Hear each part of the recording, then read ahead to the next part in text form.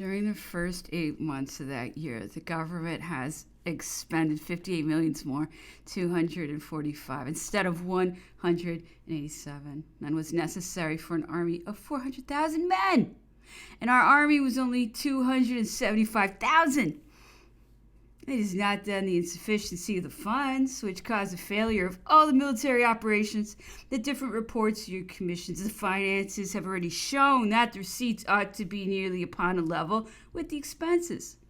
The delays in collecting cannot be attributed to the non-performance of the existing laws, and it is the Directory alone that is responsible for the non-performance of those laws.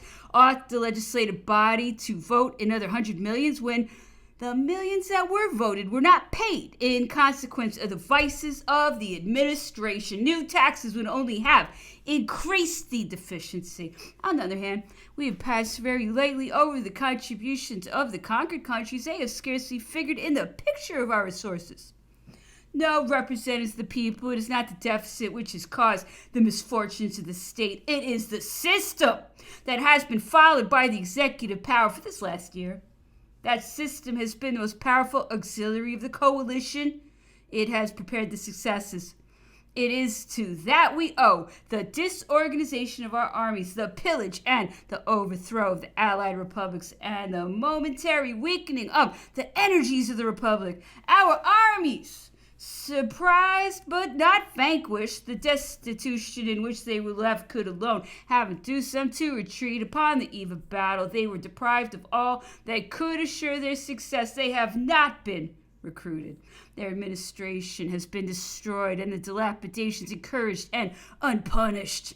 They have dared to attempt even our arsenals. Since the opening of the session, these abuses have attracted your attention, but your good intentions have been paralyzed.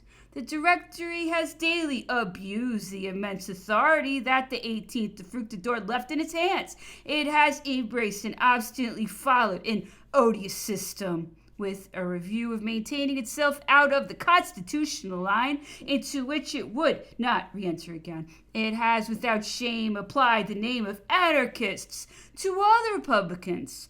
Braving all the councils of the legislative body, it has always marched without looking behind it. Complacence, flattery, and intrigue has sustained it in its march. Where ought it have to terminate? After the disorganization of the armies, nothing could have been more fatal than the deposing of the Republicans. That plan, prepared with sang-froid and despotically executed, produces discouragement. The friends of liberty, treated without discretion, looked upon with distrust. Quit everywhere. The raids of the administration, revolutionary indifference is described and sought after as the first of civic virtues, and men who were too much gifted with that virtue replace in all their municipalities the chosen of the people. The abasement of the legislative body itself would have been accomplished a long time since by the official papers, if it had been as easy to pervert opinion as to abuse the laws. The usurpation of the Directory upon the independence of the popular elections is still more culpable than the audacity of the privileged press. The right of electing is only one which the sovereign people reserved in its days of comitia. To depose a citizen because he does not exercise the supreme right to the pleasure of the superior authority is an absolute sacrilege. After having abjured the yoke of a king, after having broken so many scepters, could the citizens and the warriors patiently support the domination of all the subaltern agents who would make a sport of the civil liberty of individuals as they would with the political liberty of nations? Those petty tyrants treated our allies like their slaves.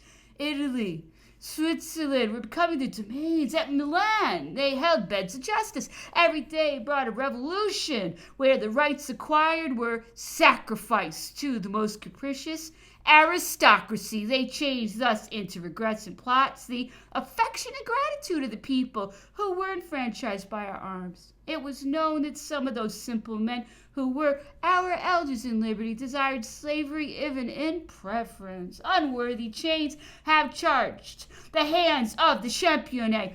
In short, the fruits of our victories were momentarily lost for the Republic. The cries of the victims immolated by Suvorov upon our frontiers, those of the good citizens oppressed in the interior, must they always find us insensible? No!